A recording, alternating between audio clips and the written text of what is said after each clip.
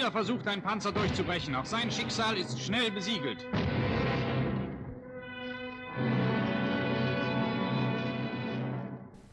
This was the cruel fate of many Soviet vehicles in the summer of 1941. Over 22,000 other vehicles shared this fate.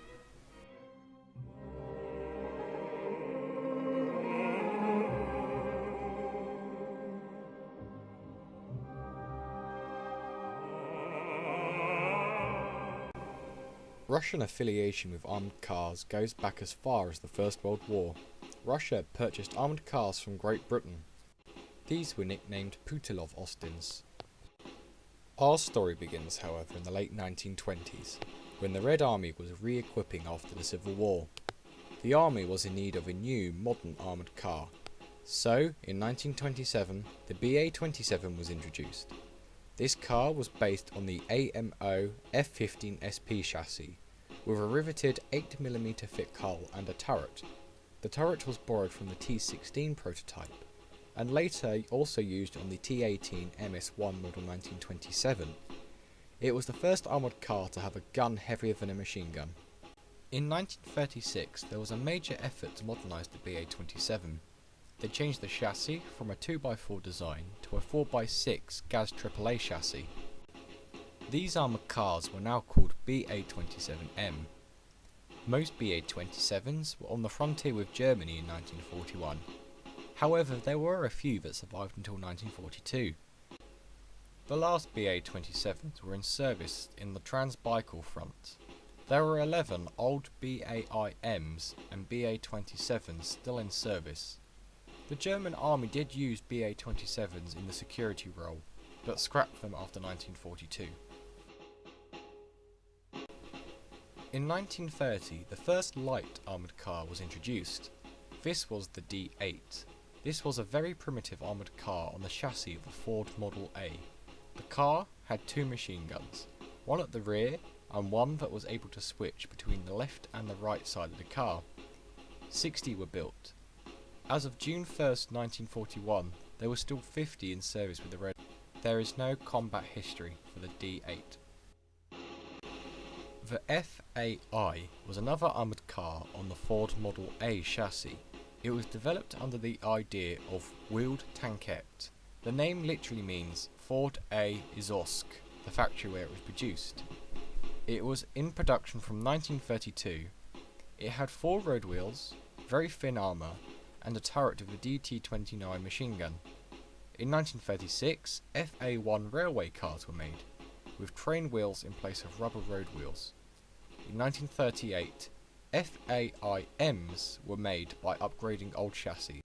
The FAI-M was on the GAZ-M1 chassis. The FAI led to the BA-20. The BA-20 was built on the GAZ-A chassis. It was powered by a Ford V840 engine. The armour was thicker than on the FAI and entered production in 1936. In 1938, BA-20Ms entered production. This was a general improvement on the BA-20. In 1931, there was 1,421 BA-20s in the Red Army. Some BA-20s were captured by the Germans and were used as security cars, Antipartisan Vehicles. The most numerous and famous armoured cars in the USSR were the 6x4 armoured cars, the first of which was the BAI. The BAI was based on the Ford Timken chassis. The car had a new turret with the PS1 gun and a DT-29 machine gun. The hull had a machine gun next to the driver, who was in a low armoured cab. The car entered production in 1933, however was not built in large numbers due to troubles at the Izovsky factory. The car had one major drawback: it had poor cross-country capability. In 1938, BAIs were upgraded to BAI-M by upgrading the chassis to a GAZ-AAA chassis.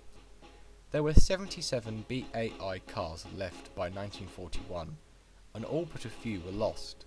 One took part in the Battle of Moscow, and some were available in the Trans-Baikal front. The BA-3 was a basic upgrade of the BAI. It had the same turret from a T-26 or BT-5 and a modified hull. The chassis was still a Ford Timken. 168 cars were made by 1936. There were a few BA-3M conversions made, using the same formula as the BAI, by migrating the hull to a GAZ-AAA chassis. The BA-3 was moderately more successful, having the heavier K-20 gun. BA-3s were used from the Polish campaign in 1939, to Kalakin Gol conflict in 1939, to Spain in 1936. BA-3s were used in Finland, and of course against the Germans in 1941. 90 BA-3Ms were available to the Minsk-based reconnaissance unit. The BA-3, 6 and 10 had a very active career in the early war period, being used all the way up to the Battle of Kursk on the western sector. Again, they were available in the Trans-Baikal sector in 1945. The Germans used them as a security car. Outwardly, the BA-6 looks identical to the BA-3. However, it was a very different vehicle. The chassis was now a GAZ-AAA, which was more modern chassis. The easiest way to tell the two apart is that the BA-3 has a rear door for the crew and the BA-6 does not. There were 239 BA-6 armoured cars in service in 1941. Again, they were in action all the way up to Kursk on the western sector, and again small numbers were available in the Trans-Baikal front. Not long after the BA-6 was in production did the question of upgrading the vehicle come up. One of the major problems with all the 4x6 designs was their poor cross-country capability. An attempt was made in 1937 to reduce the weight with the BA-9. This was unsuccessful. Meanwhile, a new prototype of the BA-6 was produced as an interim design, the BA-6M. This had a completely redesigned, lighter weight turret on a standard BA-6 hull. This was accepted for production with some minor changes, and was renamed BA-10. Shortly after production of the BA-10 started, the updated version was rolled out, the BA-10M. The BA-10M was almost identical, except for on the fenders was attached 2 fuel tanks. The BA-10 was the most widely produced pre-war armoured car, with 3,392 units being produced until 1941. The BA-10 was available for all the major conflicts that the Red Army conducted itself. The car was not a bad design, however the panic in the Red Army and the swift victories of the Germans meant that many BA-10s were abandoned or unnecessarily lost. Many BA-10s fell into German hands and were used as anti-partisan or security cars. This footage is of a BA-10M in Hungarian service. The last pre-war BA series was the BA-11. This was again on a new chassis, this time the ZIS-6 truck chassis. This type was generally received positively by the few who operated it, however the car often overheated. There was a very small production run, only 16 cars. However, it would appear that one BA-11 was listed in January 1945 with the 2nd Battalion of the Separate Reconnaissance Unit, and there was at least one BA-11 in Moscow and the Volga military districts in 1942. However, most, 8, were lost with the Kiev military district in 1941. There was one major armoured car produced during the war. This was the BA-64. This was on a GAZ-64 chassis, and was a copy of sorts of a captured German SD KFZ 221s. It's a very similar design, with a small one-man turret with a machine gun without a turret roof. The BA-64 was in production from late 1942 and was successful as a reconnaissance vehicle and very occasionally as a direct assault vehicle.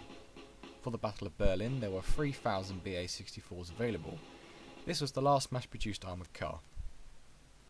Although the tank is most fondly remembered weapon of the land war, Sparrow fought for the valiant little armoured car of the pre-war years. The thing we have to consider with them is that their firepower was terrific for the day, but the defensive armour was poor.